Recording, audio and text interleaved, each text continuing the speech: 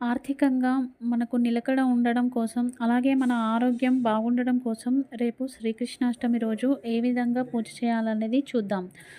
కృష్ణుని సన్నిధిలో ఒక దీపాన్ని వెలిగించండి. ఆ దీపం కూడా ఆవు నేతితోని వెలిగించి క్లీం కృష్ణాయ నమః, క్లీం కృష్ణాయ నమః, క్లీం కృష్ణాయ నమః అనే మంత్రాన్ని ఎన్నిసార్లు వీలైతే అన్నిసార్లు జపించండి.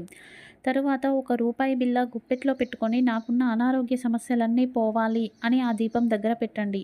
ఒకవేళ వేరే వాళ్ళ కోసం అయితే మీరు చేస్తున్నట్టయితే వారి పేరును స్మరించుకొని ఆ దీపం దగ్గర ఆ రూపాయి కాయిన్ పెట్టేసి క్లీం కృష్ణాయ నమః అనే నామాన్ని జపించండి. ఒకవేళ మీరు ఆర్థికంగా నిలకడ ఉండడం కోసం, ఆర్థికంగా బాగుండడం కోసం ఈ పరిహారం పాటిస్తున్నట్లయితే ఒక పిడికెడు ధనియాలు చేతిలో పట్టుకొని క్లీం కృష్ణాయ నమః అనే నామాన్ని జపిస్తూ సంపదన నిలకడగా ఉండాలి అని మనసులో కోరుకుంటూ మట్టిలో వేయండి. ఆ మట్టిని తొక్కకూడని ప్రదేశంలో వేయండి. వీలైనంత వరకు ఉపవాసం ఉండేలా చూసుకోండి. రేపు కృష్ణాష్టమి రోజు ఒక్కరోజు ఉపవాసం ఉంటే కోటి ఏకాదశులు ఉపవాసం ఉన్నంత పుణ్యఫలం లభిస్తుంది.